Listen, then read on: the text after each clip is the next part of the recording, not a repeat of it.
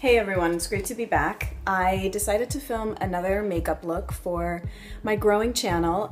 This is a lot more makeup than I would wear on an everyday basis, but I wanted to, this is kind of more something I would wear on like Friday night if I was going out to dinner or something like that. I don't normally wear eyeshadow on an everyday basis, but I used my Lorac Pro palette, which is not green, but I think it's a really good value and the quality of the shadows is amazing, so I'm willing to make a bit of an allowance for this, especially because I don't wear it every day. I also used, it's a mix of natural and not natural products. It's mostly natural, but like I'm wearing Chanel blush, but I'm wearing Bite Beauty on my lips. So kind of a mix. I'm gonna go ahead and do a voiceover just to see how that goes. And I'll talk to you guys soon. Bye. All right, let's get started. I'm gonna use as a primer my Stratus Instant Skin Perfector in 902. I'm nearing the end of my tube, so I kind of have to dig it out with my fingers, but just smoothing that all over my face, kind of in the areas where I have a lot of pores, and it feels so good on the skin, and I feel like it really does extend the life of my base. So as usual, I'm just doing a combination of my 100% pure tinted moisturizer and my Jous Beauty CC cream. Mixing them together really helps the CC cream spread because it's quite a thick consistency. So I'm just putting that all over with my fingers. I don't really like applying this base with a brush, I find. I just can really work it into my skin with my fingers. And I love that nail polish I'm wearing. I'll link it down below. It's a Kure, K-U-R-E, Bazaar polish in Ore Bronze. So now I'm just going to cover up any additional redness I have using my MyChelle Cream Stick Concealer, which I've really actually kind of grown to like. And I just buff all that in with a Real Techniques buffing brush, my favorite brush ever probably. It just makes everything so quick and easy.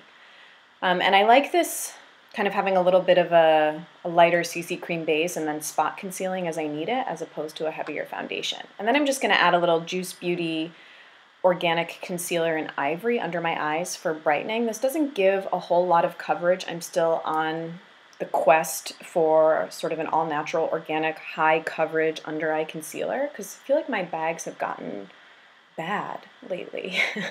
Just tapping that in with my fingers. Now I'm going to set everything with my Hourglass Ambient Lighting Powder. I'm going to use one of the colors for under my eyes, that lighter color right there in the middle.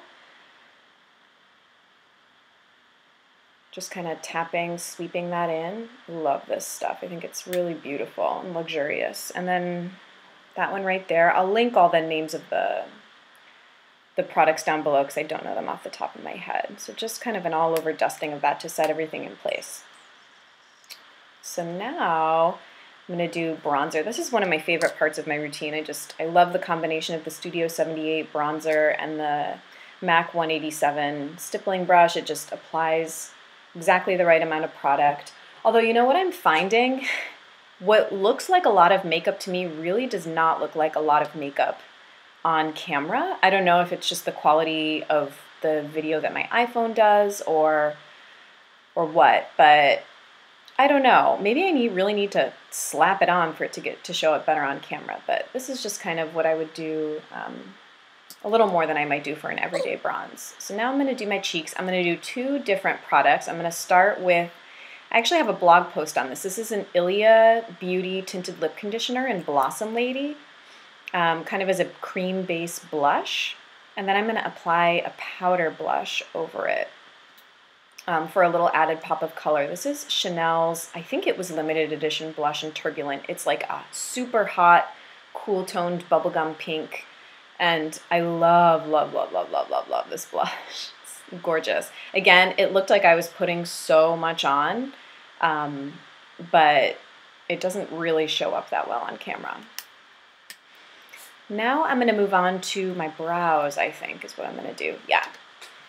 So just I'm going to run some eyebrow wax through them before applying my Anastasia, whatever it is, brow powder in medium brown, which is the best color match brow powder I've found for my brows to date, natural or not. It's just the perfect amount of darkness and ashiness for me.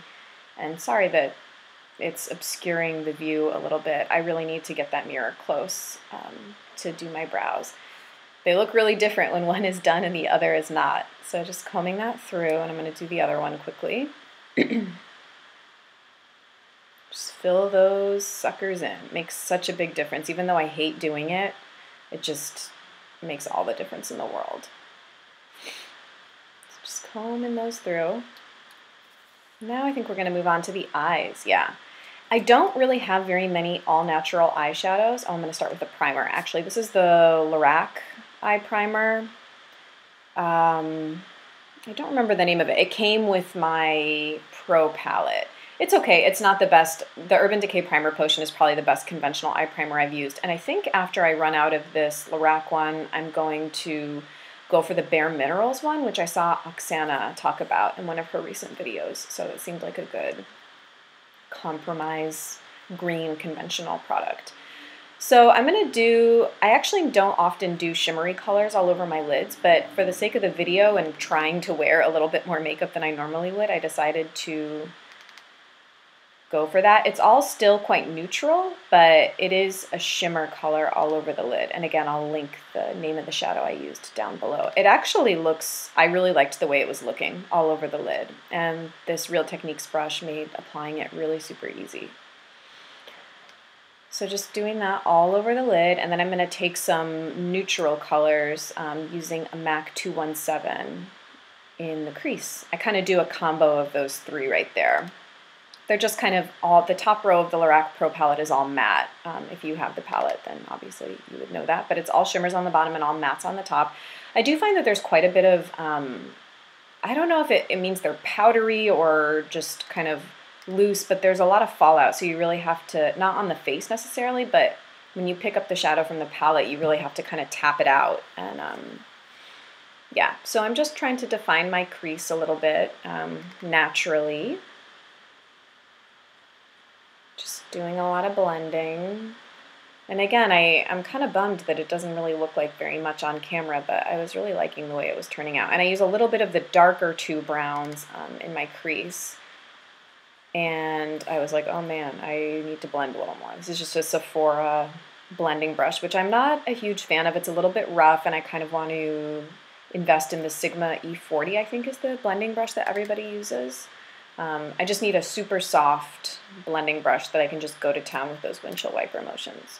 So I'm going to use this white shadow here, which actually has a tiny little bit of shimmer in it just as a highlight, and I really enjoy it. Inner tear duct and below the brow. Now I'm going to move on to a little bit of eyeliner, no liquid liner, but I'm going to line the upper waterline and the upper lash line with this Jane Iredale Basic Black. This is a really unattractive thing to do on camera, and I sort of hate that I pull my eyelids like this. I've never been able to line my eyes without pulling them. And I'm really trying to get away from it, but I just feel like I can't get in there, or I can't get a good smudge without doing it. So yeah, I'm just smudging out the eyeliner line with a MAC 21, oh shoot, I think I got my brushes mixed up. I think this is maybe a 219, the pencil brush, and the blending brush is the 217. I'll have to double check, but both of them are the MAC goat hair brushes.